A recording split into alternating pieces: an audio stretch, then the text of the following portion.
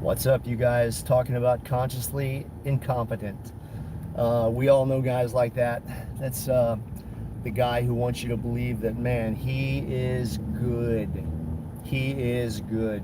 And the truth is, he's not.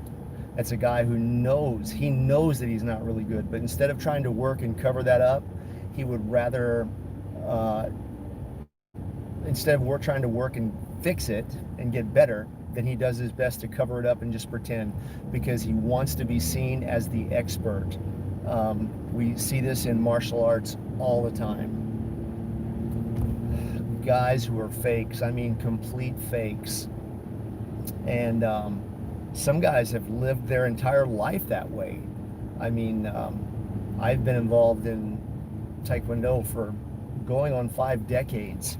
And I know guys who, we got a guy in Kailua that has had my videos taken down before because I named him.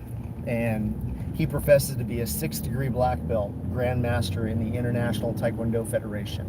Well, first of all, the International Taekwondo Federation does not recognize you as a grandmaster at 6th Dan. They just don't. So when you tell somebody that, you're lying. Secondly, I have various letters from the International Taekwondo Federation, the World Taekwondo Federation, and from other organizations that this guy has claimed to be affiliated with that stated, no, he's not, that he doesn't hold any rank of black belt. And that's consciously incompetent. Now, you see this in martial arts all the time. These guys that they can't spar, when they get in the ring with some guy who's just an average Joe. I mean, the guy's been boxing at the Anywhere USA boxing gym for 2 weeks, but he understands the fundamentals of keeping your hands up, throwing a punch correctly, instead of doing what he wants and then getting mad at you because his punch doesn't work. There are too many guys like that. They want to hands up here and do all kinds of weird stuff, and then they want to get mad at you because they can't perform. It's your fault. You punch fine, you kick fine, you grapple fine, but it's your fault that they can't do it because they won't take the advice and do what needs to be done to get better.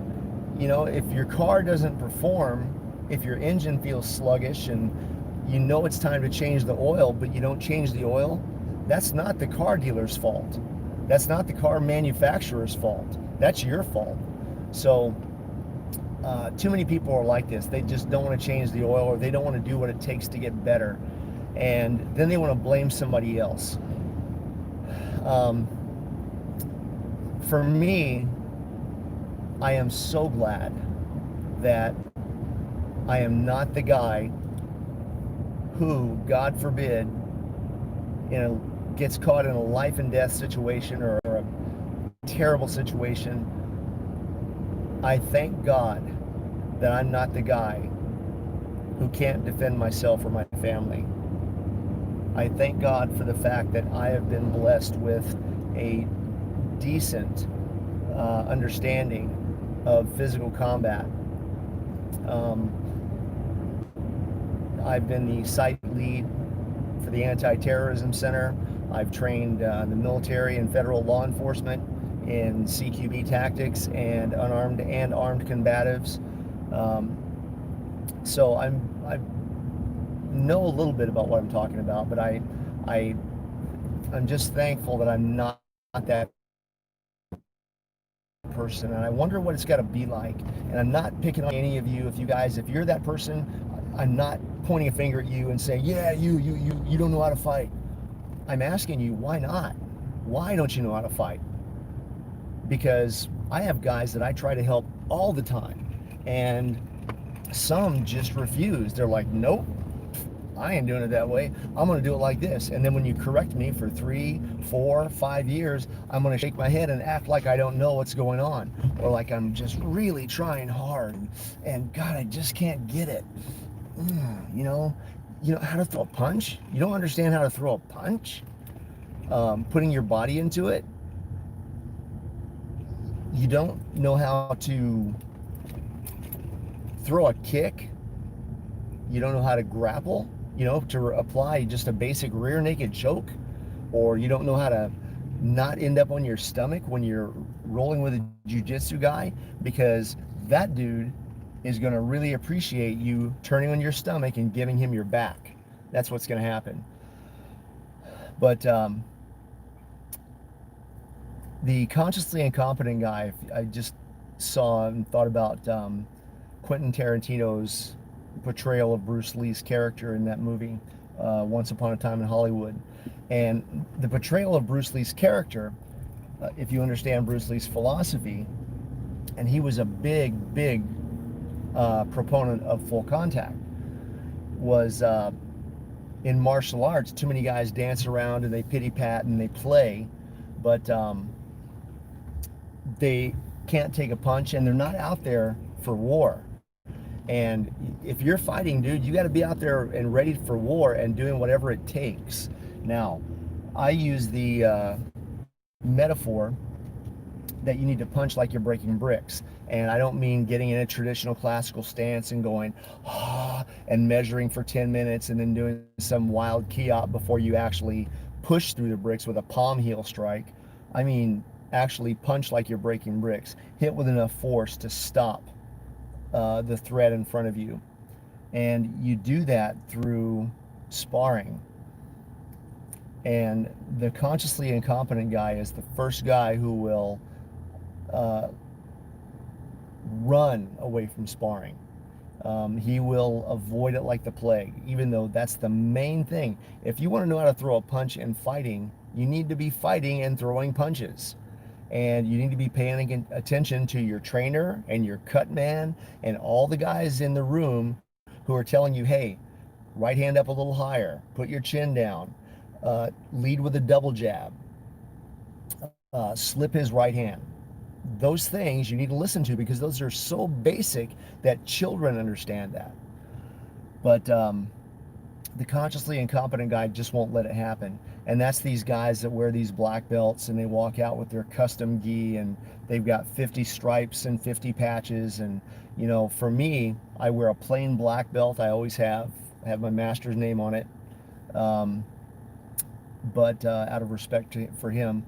But other than that, I've put no rank on my belt. And the reason is, and a lot of people know this, if you want to know what my experience level is, ask me or test me. So, the consciously incompetent guy needs to work on trying to let go of the ego and let go of being afraid of what's going to happen, of getting hit.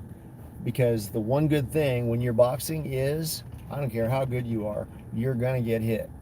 And your job is to minimize that damage and to deliver an efficient amount of equal or better force, and work on those techniques so that you become a better person, a better fighter overall. You'll be able to defend yourself against not just one guy, but you'll be able to defend yourself against multiple guys. 2, 3 guys. A few years ago, my son and I, my truck was robbed, and we found the guys who did it in a park, and it turned into a kung fu movie that lasted for about 10 seconds. So it pays off. You need to know there are things that you do when you spar that you need to understand are learning. It's not just punishment. Getting hit isn't a punishment. When I get hit, I know that I can take that punch. I've been blessed to have been the sparring partner for one of the greatest fighters in the world for almost 2 decades, and that was Dennis Alexio. And I know all these guys in Hawaii that are like, I ain't chained Dennis, cause, my uncle, my cousin, my nephew's best friend's brother's auntie's cousin's husband. That was Dennis's kind sparring partner, I didn't teach him that spinning, flying back, spinning kick, cause. And, it's just so full of shit. But I took daily beatings from him, daily. There are times that I'm just like, oh my God, I don't want to spar today, because he showed me no mercy. But at the end of it, I wasn't pouting, I wasn't resentful or angry. Um, I realized immediately, my God, I just took shots from the greatest heavyweight on the planet, and I'm still standing. And man, I'm sore. I'm going to pay for it. But I weathered that storm, or I landed some beautiful shots on him. I hit him with some good missile. Um, I realized if a guy at that level, if I can take these throwing out, so it does. But you'll never get there if you're not willing to uh, take some risks. Get hit, get taken down, throw the punch, throw the kick, and try to throw it the best way possible. And one thing for sure, when guys like Dennis would tell me what my mistakes were, they didn't have to tell me over and over and over. They told me one time, and I took my ass in front of a mirror and I watched and I worked on it and I made it better. They didn't have to over and over, get on my butt about it, because Dennis legitimately wanted me to be a better fighter, and it paid off in my fighting career. So I appreciate that. That's another thing. Is guys today, you can't point that out to them because it hurts their feelings, or they don't like being exposed, or they feel like you're putting them down. We had one of the guys that used to train with me years ago that came in last night, jumped in. Wonderful to see him in class again. And when he was kicking, I was joking around with him the way that we used to.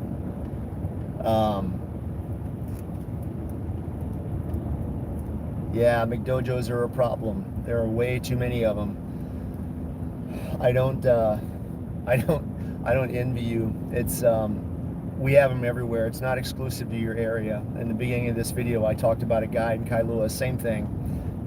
Professes to be as extremely high-ranking black belt, and I have the letterhead from that organization saying that the guy has no black belt. But anyway, it's going to pay off at the end of the day if you're willing to put some sweat equity into it, and quit acting like you're afraid to get hurt, because you're going to get popped once in a while. Now, when you're sparring, it doesn't mean go out there and try to kill the guy, because I've had guys that have sparred like that also. Every punch, every kick, every takedown, man, they're trying to just slam you and take your head off. That's not the way to spar. But at the same time, and that's how Dennis used to hit me. Dennis, if he could drop you, he would drop you.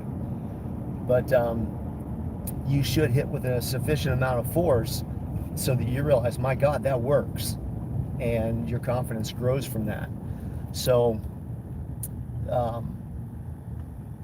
find a boxing gym, find a couple of like-minded buddies, and you'll come through a lot of them who will say, yeah, that's right, that's how I feel. And when you guys start sparring, you'll come to find out, well, maybe they don't feel that way because Nick is missing, or Bill missed again, or Bill only wants to spar the small guys. I've had a couple of those. But that's not the way to do it. If you want to get better, you just have to put in the work, and it's sweat equity. But, as far as guys getting their feelings, I was talking about earlier, one of my guys came in last night, and it was 30 years ago that he first started training with me, and he was throwing a couple kicks last night, and I was laughing. I was going, oh my God, you pussy. And he just looked at me and laughed. And I got guys in the room last night that I couldn't say that to. If I said that, they would become offended, feelings hurt. Oh my God, what did you say to me? You hurt my feelings. And this guy just laughed it off and shook it off and just kept right on training like he used to. And that's a person who can let go of their ego and realize, okay, there's something here that I want to get better at. And I'm not going to get better at it if I'm always trying to hide behind this banner of how good I am and I don't want to really train, or, oh, I don't want to spar with you because I might hurt you or I could accidentally kill you. So never be that guy. Anyway, Bob Smith, blood makes you related and loyalty makes you family. Until next time, out.